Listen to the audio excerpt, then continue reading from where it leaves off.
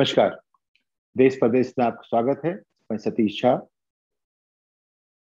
मेरे एक मित्र चंदन मित्र, उनका कल देहावसान हो गया। पत्रकार थे, लेकिन उससे ज्यादा हमारी जो पीढ़ी थी, जो हम उम्र लोगों में से 2 4 5 साल आगे पीछे, उन सब में वो अपनी खास किस्म के एक सोचने वाले समझदार पत्रकार थे। उनकी समझ अलग रही हो, एलीट थे। उन्होंने स्टीफेंस कॉलेज में पढ़ाई की, ऑक्सफोर्ड गए, अमेरिका यूके गए, वहां से आए, टाइम्स ऑफ इंडिया ज्वाइन किया। तब मैं दिनमान का संपादक मैं छोड़ के जा रहा था जब वो आए टाइम्स ऑफ इंडिया में, एडिट पेज में किसी असिस्टेंट एडिटर की तरह जिम्मेदारियां थी। लेकिन दोबारा मेरा परिचय उनसे हुआ जो पायनियर पहुंच गए थे, पायनियर के संपादक थे। और अंत में उनके मालिक ठाकुरों ने उनसे कहा कि आप इस अखबार को ले लीजिए, और उनको 1 पैसे में उसको दान दे दिया। तब वो मैनेजिंग एडिटर बने, मैनेजिंग डायरेक्टर बने। उनको मालूम पड़ा कि कितना मुश्किल होता है एक कोई धंधा चलाना, कोई व्यापार करना। लेकिन वो चलाते रहे। उन्होंने तमाम पत्रकारों को एक मौका दिया। उनमें कई लोगों ने काफी नाम कमाया। उनकी अपनी अलग एक पहचान थी। टीवी पर दिखने में एक तेज तर्रार व्यक्ति थे वो। एक तरह से कभी स्वपन दासगुप्ता के आसपास थे, अब थोड़ा विरोधी थे। उनकी राजनीति से मैं उतना सहमत नहीं था जितना कि उनकी एक सौहार्द से, एक विट से। और उनको मानता था कि मैं उनमें एक क्षमता है कि किसी भी चीज को लेकर के उसको काफी रोचक बना देते थे। वो चले गए हैं। उससे हम सबका सबका पत्रकारिता में और सोचने वालों में, उन लोगों में खास कर जो सोच के बोलते हैं, उनका काफी नुकसान हुआ है।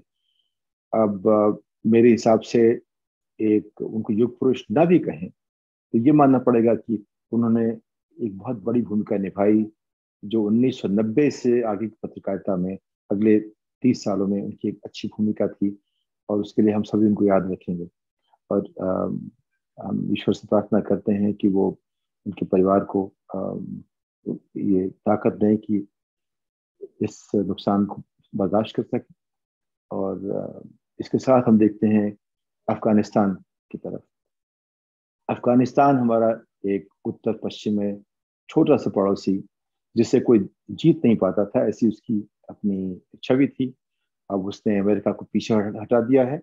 अमेरिका जिस तरह से भागा है वहां से, वो अपने आप में एक बहुत बड़ी कहानी बनी रहेगी अपने आने वाले इतिहास के दिनों में। एक इतनी बड़ी ताकत को कुछ कबीलाई लोगों ने टूटी फूटी बंदूकों से वहां से भगा दिया। 20 साल में अफगानिस्तान की राष्ट्रीय आमदनी का 100 गुना खर्चा करने के बाद, सिर्फ लड़ाई के लिए 100 गुना खर्चा करने के बाद, अगर उतना खर्चा यूरोप को बनाने में भी नहीं किया गया था, उतने खर्चे में अफगानिस्तान स्वर्ग बन सकता था। लेकिन अब स्थिति ये है कि 20 साल बाद भी अफगानिस्तान की प्रति व्यक्ति आमदनी $500 है। और ये $2000 बिलियन खर्चा करने के बाद कुल 4 करोड़ लोगों का जीवन सुधर नहीं पाया, बल्कि और बुरा हो गया है। लेकिन और बड़ी बात यह है कि भारत इस बार यूनाइटेड नेशंस की सिक्योरिटी काउंसिल का अध्यक्ष था। और भारत ने तालिबान तालिबान जिसको वो एक आतंकवादी संगठन मानता है, जिसका काफी उससे नुकसान हुआ है देश में, जगह जगह उसका तालिबान का नुकसान हुआ है भारत को, उसको बर्दाश्त करना पड़ा है। उस तालिबान को भारत की अध्यक्षता में संयुक्त राष्ट्र की सुरक्षा समिति ने, ये सिक्योरिटी काउंसिल ने एक लेजिटिमेसी दे दी। रूस और चीन एब्सेंट रहे हैं, लेकिन भारत की अध्यक्षता में तालिबान अब आतंकवादी नहीं माना जा रहा है। उसको एक लेजिटिमेसी दी गई है। उसको एक एक तरह से माना गया है कि जैसे उनको सत्ता में रहने का अधिकार है, जैसे कि हम मानते हैं लोकतांत्रिक अधिकार है। अमेरिका ने भी ये कोई फैसला नहीं किया है। तमाम और देश वही फैसला करने में झिझक रहे हैं, क्योंकि तालिबान अपने आप में भी इसके लिए तैयार नहीं था। वो चाहता था कि वो वहां पे शासन करे। वो चाहता था कि अफगानिस्तान में जो उसके कायदे नियम कानून है, जिस तरह से वो सोचता है, वो सोच प्रधान रहे। लेकिन उन सब के बावजूद भी इसके लिए तैयार नहीं था कि वो एकाएक सरकार बनाने में सफल हो जाएगा। इसके बावजूद कि 20 साल से उसकी कोशिश रही है, क्योंकि उनको सीखना सिर्फ जमीन पे जब काम करते हैं उससे वो सीखते हैं। वो किताबों से नहीं सीखते, वो औरों से नहीं सीखते, वो चीजें अपने तरह से सीखते हैं। और हम सभी लोग अपनी तरह से सीखते हैं, लेकिन उनका सीखने का तरीका एकदम अलग है। वो अलग क्यों है? कि उनकी शिक्षा अलग है। वैसे आप देखें तो वहाँ के जो जो नेता भाग गए हैं, जो नेता आ रहे हैं, जो नेता बाहर जो बहस बहस कर रहे हैं या दोहा में बैठे हुए हैं, ये सभी तीनों अमेरिका जा चुके हैं। अमेरिका की स्कॉलरशिप पाके वहां पढ़ने गए थे, या अमेरिका के सपोर्ट से कहीं ना कहीं, चाहे स्कॉलरशिप चाहे आंशिक रही हो चाहे पूरी रही हो। यानी कि तीनों लोग जो अभी अफगानिस्तान की जो नियति पे को एक चरितार्थ कर रहे हैं, वो तीनों लोग अमेरिका किस तरह से उससे प्रभावित रहे हैं, शिक्षा के रूप में या सामरिक रूप से, या उनसे साथ जुड़े रहे कहीं ना कहीं, उनसे बातचीत करते रहे हैं। तीनों पक्षों में अमेरिका कहीं ना कहीं शामिल है। तो ये मैं हमेशा देखता रहा हूँ। जब मैं फ्लेचर स्कूल पढ़ने गया तो मुझे एक चीज समझ में आ गई कि अमेरिका में अपने आप उसकी जो जो इंटेलिजेंस सिस्टम है, उसमें कई राय होती हैं। आप ये देखिए कि वहाँ 17 इंटेलिजेंस एजेंसियां हैं, वो 17 तरह की राय देती हैं। उनमें जो कॉमन राय होती है, उनमें राष्ट्रपति क्या स्वीकार करता है या व्यवस्था क्या स्वीकार कर देती है, उस रास्ते बढ़ते जाते हैं आप। लेकिन जो बाकी राय खत्म नहीं हो जाती, वो हमेशा उनमें कहीं ना कहीं वो रिश्ती रहती हैं, कहीं कहीं हमेशा उभरने के लिए तैयार रहती हैं। जैसे मौका आया उसका अपोजिट व्यू पॉइंट आ जाता है।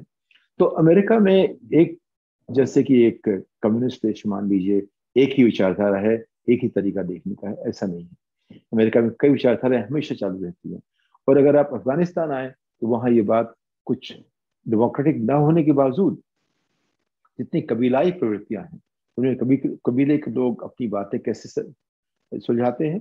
उनके पास बंदूक होती है, उनके पास ताकत तरीका होता है। बात करना नहीं आई तो आप ताकत दिखाइए। यानी कि उनका अपना तरीका है, जो कि हमारे और आपके और संयुक्त राष्ट्र के और जो जो पश्चिमी सभ्यता से जुड़ा हुआ जो विश्व है उससे अलग है।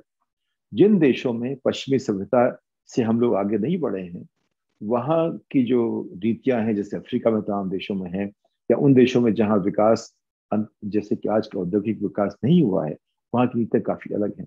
तो अफ्रीका में काफी, जो हमारा जो पश्चिम एशिया है उसमें, और अफगानिस्तान में तो खास करके, क्योंकि वहाँ शिक्षा की बहुत कमी है। पिछले 20 सालों में अमेरिका ने कम से कम उनकी शिक्षा में लिटरेसी कम से कम 50% लेके आए थे। वो सब खत्म हो जाएगी। कम से कम महिलाओं की लिटरेसी पर बड़ा सवाल लगेगा। और जो मूल्य तालिबान के हैं, वो जो पिछले 20 साल में पनपे हैं, उनसे अलग हैं। अब सोचिए, जब तालिबान 20 साल पहले वहां था, तो मान लीजिए 90% लोगों के मूल्य वही थे जो कि तालिबान के आसपास थे। पिछले 20 सालों में अमेरिकनों ने जो 2000 बिलियन डॉलर में लगाए, उससे वो जो इस तरह सोचने वाले 90% की जगह 50% बच गए। तो इन जो 50%, जो आधी आबादी को जो अब रहना पड़ेगा अफगानिस्तान में एक नए मूल्यों के तहत, उनके लिए बड़ी मुश्किल होगी। ये लोग आदी हो गए थे पछुआ हवा के। वो पछुआ हवा, अब वो उसका रुख मोड़ दिया गया है। अब जो फिर से जो एक पुराना जो एक 1300 साल पहले का एक उसकी सोच समझ जो है, उससे, यानी कि वो जमाने जब उद्योग धंधे बिल्कुल थे ही नहीं, उस तरह की सोच से चलाने की कोशिश कर रहे हैं। हमने देखा अभी 2 बैंकर्स मिले इनके साथ, तालिबान की टीम की, जिनकी लीडरशिप नहीं आई है।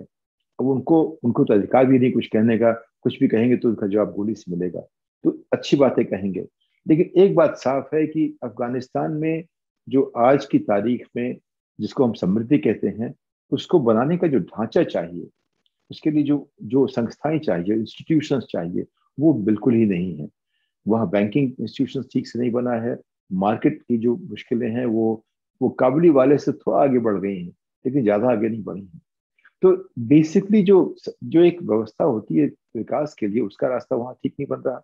गवर्नेंस की जगह वहाँ बिल्कुल खाली पड़ी हुई है। गवर्नेंस वही है जिसके पास बंदूक है, जिसकी लाठी उसकी भैंस, और तमाम लाठियां हैं, तमाम भैंसे हैं। अब वो कैसे उसको सुलटाएंगे, ये आप देख चाहेंगे। दोहा में जो बहस हो रही थी, उसमें भारत भारत को उसमें हिस्सेदार नहीं बनाया गया था। अब थोड़ा बहुत कोशिश कर रहे हैं तालिबान से बात करने की। तालिबान को हमारे राजदूत ने अपने राजदूतावास में बुलाया, जो हमारी एम्बेसी में बुलाया बात करने के लिए। लेकिन चूंकि भारत ने $3 बिलियन खर्च किए हैं पिछले कई सालों में वहां विकास के लिए, अब 3 बिलियन जो है वो उसको संदर्भ में देखिए। उसका संदर्भ ये है कि अमेरिका ने $200 बिलियन खर्चा किया है, 2000 बिलियन सब खर्चा किया है, लेकिन $200 बिलियन में खर्चा किया विकास के लिए, स्कूलों के लिए, अस्पताल के लिए, सड़कों के लिए। भारत ने 3 किया। तो 200 और 3 का जो रिश्ता है वो समझिए भारत का, इसीलिए भारत को दोहा की बातचीत से बाहर रखा गया। तो भारत, एक तो ये है बहुत बड़ी बात है कि हमारी जो विदेश नीति है, वो चाहे चीन में हो, चाहे अफगानिस्तान में हो, चाहे पाकिस्तान में हो, चाहे कश्मीर को लेके हो, पिछले 4 5 6 सालों से उस पर कई सारे सवाल हर जगह खड़े हो गए हैं। एक जो हमारी स्थिरता थी विदेश नीति में, वो कहीं ना कहीं थोड़ा सा लुज लुज हो गई है कुछ। उसमें कई सारी कमजोरियां बहुत उभर के आ रही हैं। ऐसा क्यों है? क्योंकि हमारे सहपाठी बहुत ही ये समझदार छात्र हुआ करते थे, जो हमारे आजकल विदेश मंत्री हैं, पहले विदेश सचिव भी थे, काफी होशियार थे। लेकिन जाहिर है कि ये अलग बात करनी पड़ेगी कि क्यों बहुत होशियार लोग भी जब 30 35 साल नौकरी करते हैं, उनके पास देश में नेतृत्व देने की क्षमता मंत्री के स्तर पे शायद नहीं आ पाती। वो आसान नहीं होता। तो जो रास्ता है सचिव से मंत्री बनने का, वो इतना छोटा नहीं कि आज सचिव और कल मंत्री बन जाएं। उसके लिए कुछ ना कुछ एक एक कुछ टनल से गुजरना पड़ेगा, जो शायद उनको नहीं मिली अभी तक, और इस बीच में उनके पास वो रास्ता खुला भी नहीं है। लेकिन आज की स्थिति में जो भारतीय विदेश नीति है, वो विदेश नीति, उस पर सवाल ज्यादा हैं, और उसका जो एक आप नतीजा देख रहे हैं, हर सीमा पर हमें कई सारी मजबूरियां हैं, उनको उनको उनसे झेलना पड़ रहा है उनको। तो बहुत बड़ा मुद्दा अफगानिस्तान का इसलिए है कि अफगानिस्तान अपने आप में जो नई भौगोलिक जो समीकरणें बन रही हैं, उसकी धुरी बन गया है। चीन, रूस, अमेरिका तीनों यहाँ पहुंच चुके हैं। भारत उसकी जो उसका चौथा हिस्सा होना चाहिए था, उसे बहुत छोटा कर दिया गया है दोहा में उसको साथ ना लेकर के। भारत आज की तारीख में तालिबान से बात नहीं कर पा रहा। वो न कह पा रहा है कि ठीक है, न ये कह पा रहा है कि ठीक नहीं है, और उसने उनको लेजिटिमेसी दे करके अपने इसलिए थोड़ा सा और कमजोर कर ली है। लेकिन ये सारी बातें जैसे अफगानिस्तान में उभरना शुरू होंगी, जैसे वहां की बातचीत निकलेगी, वो भी अगर उनको दुनिया का हिस्सा बनना है तो तालिबान को बदलना पड़ेगा। लेकिन वो किस तरह बदलेंगे? क्या अपने लोगों को से जुड़ने देंगे? क्या जो वहां बच गए हैं लोग वो वहां से आराम से निकल सकेंगे? क्या जिनकी जो अमेरिकन सपोर्टर थे अफगानिस्तान के, उनकी जो लिस्ट वहां पड़ी हुई है, उनको जान से मारेंगे या उनको निकलने देंगे? क्या अमेरिका वहां से लोगों को निकाल पाएगा? अमेरिका की दिमाग में बहुत साफ बात है कि हमारा काम अफगानिस्तान में खत्म हो चुका था। 3 साल से वहां कोई ऐसी बड़ी बात नहीं हुई, वारदात नहीं हुई, तो शायद वहां की सरकार तैयार हो चुकी थी। उनकी समीकरणें, उनकी एनालिसिस, उनका विश्लेषण सब कुछ गलत साबित हुआ। बाइडेन साहब एक अच्छे राष्ट्रपति के रूप में आए, और आज उनकी थू थू उन पर हो रही है, पूरी शीशा लेदर हो चुकी है। लोग मानते हैं कि ये राष्ट्रपति शायद दिमाग से कमजोर है, चाहे उसे कोई दिमागी बीमारी है, या अपनी बात समझ नहीं पा रहा, फैसले नहीं कर पा रहा। उनके बहुत सवाल खड़े हो गए हैं बाइडेन साहब के ऊपर अफगानिस्तान को लेकर के। और बाइडेन की लेगेसी अफगानिस्तान से बाहर निकल पाएगी कि नहीं, ये कहना मुश्किल है। मुझे लगता है कि बाइडेन जिमी कार्टर का ईरान बन गया है। बाइडेन एक तरह से जो जो साइगॉन की कहानी थी, काबुल की कहानी, उससे और भी खराब हो गई है। तो अमेरिका इसमें पूरी तरह से नुकसान के रास्ते पर रहा है। लेकिन ये भी आप देखिए कि अमेरिका ने 5 6 साल पहले तालिबान को आतंकवादी की सूची से थोड़ा नीचे डाल दिया था। यानी कि मुझे लगता है कहीं ना कहीं बात हो रही थी। हम लोग, चाहे पत्रकार हो, जो समाज देखते हैं, सब अपनी अपनी एक छोटी सी हमारी दूरबीन होती है, उसे देखने की कोशिश करते हैं तमाम चीजों को। सबकी अपनी अपनी लगाए होती है। लेकिन अगर आप देखें तथ्यों को मिला करके जिस तरह आप चीजें समझ के आ रही हैं, अमेरिका की जो इंटेलिजेंस एजेंसियां हैं, वो कई तरह से अफगानिस्तान और उसके एडमिनिस्ट्रेशन से जुड़ी हुई थी। उन्होंने क्या क्या कहा, उनमें अपने अंतर विरोधाभास भी थे। उन सब को लेकर के उन्होंने राष्ट्रपति बाइडेन की जो एक अच्छी खासी नीति, जिस पर सभी सहमत है कि अमेरिका को अफगानिस्तान से निकलना चाहिए था, लेकिन कैसे निकलना चाहिए था, और कैसे उसमें एक स्थिरता लानी चाहिए थी, कैसे एक देश में $2000 बिलियन खर्च करने के बाद, एक छोटे से $20 बिलियन के देश में आपने जिनसे सत्ता छीनी उन्हें वापस कर दी। यानी कि आज की तारीख में अमेरिका के पास एक भी ऐसा पॉइंट नहीं है जिस पर वो कह सके कि हमने कोई अच्छा काम किया हो। तो वो बेचारा हताश है, हारा हुआ है, निकल गया है। इसे लोग कहते हैं कि जो अमेरिकन सेंचुरी, जो अब तक पैक्स अमेरिकाना कहलाती थी, उस पर पूरा पूर्ण विराम लग गया है। और उनके पास ये क्षमता हो सकती है कि वो छोटी छोटी लड़ाइयाँ कर सकें, क्षमता हो सकती है कि छोटे छोटे बैटल जीत सकें, लेकिन जो युद्ध जीतने की बात है, जो वॉर जीतने की बात है, वो अमेरिका के हाथों से निकल चुकी है। वो करेंगे, बहुत नुकसान कर सकते हैं, लेकिन जीत नहीं सकते। इस बात के साथ आपसे विदा लेता हूँ, अगली पायदान तक, नमस्कार।